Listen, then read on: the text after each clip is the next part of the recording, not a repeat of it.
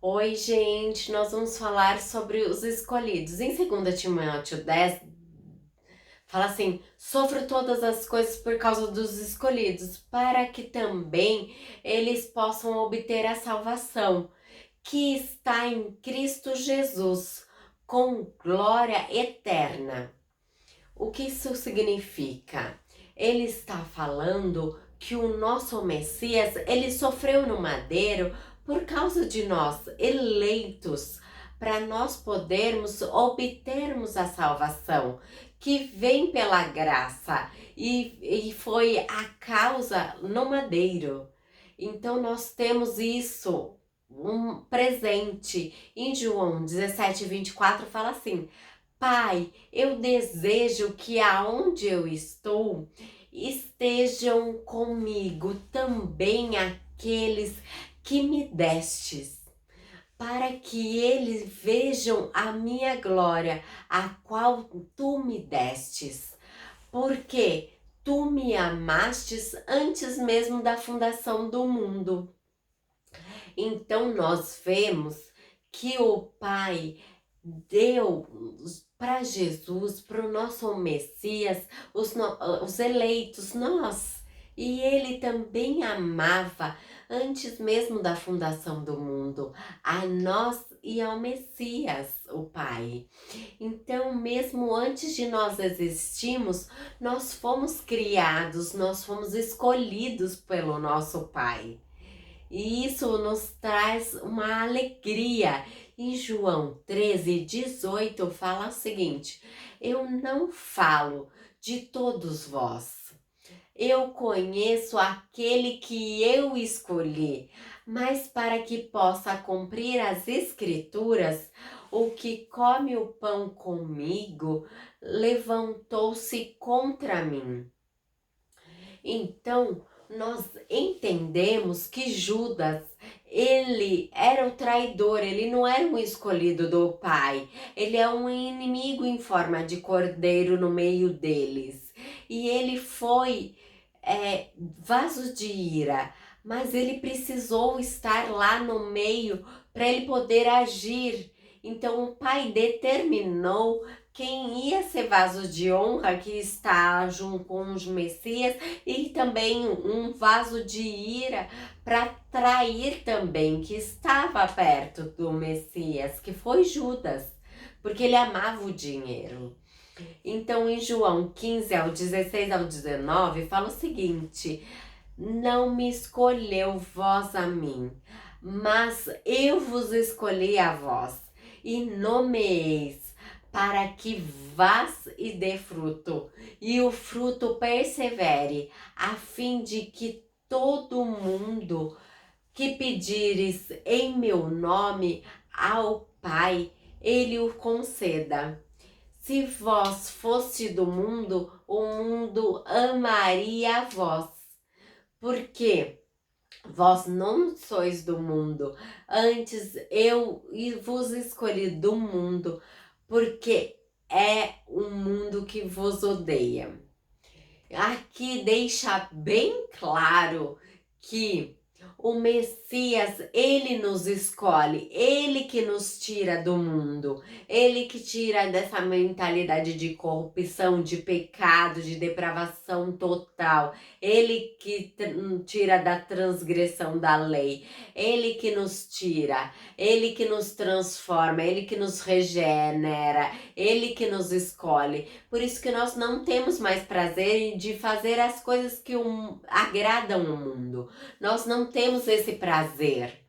Então, em Atos 13:48 fala o seguinte: e os gentios, ouvindo isso, alegraram-se e glorificaram a palavra do Senhor e creram todos que estavam ordenados para a vida eterna. O que quer dizer? Que esse versículo, o Pai, ele expressa que todos os que estavam ordenados para a vida eterna, o Pai, eles o elegeu. Isso se refere à tal da eleição do nosso Pai, quando a responsabilidade humana não é nossa de crer. Ele que nos dá a fé para nós crermos, vem dele e não de nós. Em 1 Tessalonicenses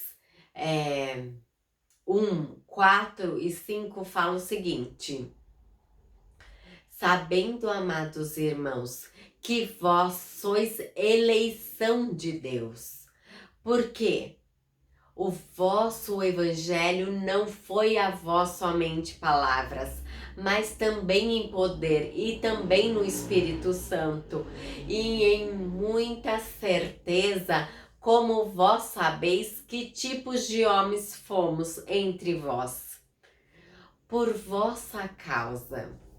Então, aqui nós falamos que Paulo fala que o nosso Pai é que nem nos escolhe, e Ele também ama quem nos escolhe. A eleição é uma escolha do Pai para nós, e o Evangelho não foi só por palavras, mas veio através do poder e do Espírito Santo para transformar, para regenerar, para fazer essa metanoia na nossa mente.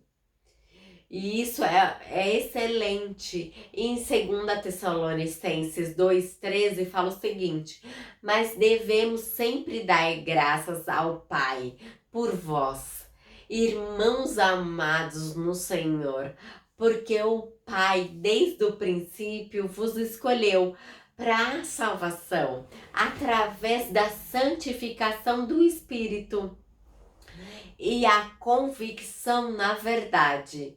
Então aqui mostra mais uma vez que desde o começo, desde o princípio, desde a fundação do mundo, o Pai ele nos escolheu para salvação, para nos dar fé, para assim nós podemos crer. Através do Espírito Santo nós somos santificados, regenerados, transformados, através da convicção que nós temos no Messias, na palavra do nosso Pai.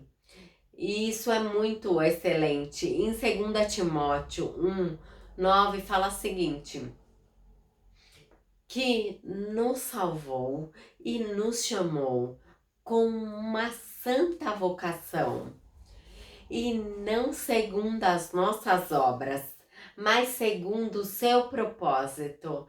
E a graça foi dada em Cristo antes dos tempos dos séculos. Ou seja, aqui está falando exatamente que o Pai e Jesus, o nosso Messias, que ele já nos conhecia antes mesmo da fundação do mundo. Ele já nos chamou, ele já nos salvou para nós sermos santificados aqui com o Espírito Santo e não segundo as nossas obras. Então não há nada que nós podemos fazer para ele nos dar a fé para crer. Em Romanos 8:28 fala o seguinte: e sabeis que todas as coisas trabalham juntamente para o bem que amam a Deus, aqueles que são chamados de acordo com o seu propósito. E os chamados são todos aqueles que são cristãos, que eles são escolhidos pelo Pai. A promessa desse versículo ordena que todas as coisas que nós temos foram em favor de quem serve ao nosso Pai, de modo que todas as experiências da nossa vida, o Pai ele age com a sua soberania dele. Nem tudo é bom de si mesmo, mas o Pai ele usa todas as coisas para o nosso bem, porque nós percebemos mais uma vez a soberania do nosso Pai, onde ele envolve a criação e a criação ela se envolve nisso. Eu quero que você pense nisso, na eleição, dê um like, se inscreva no nosso canal e amanhã nós continuaremos a falar sobre isso.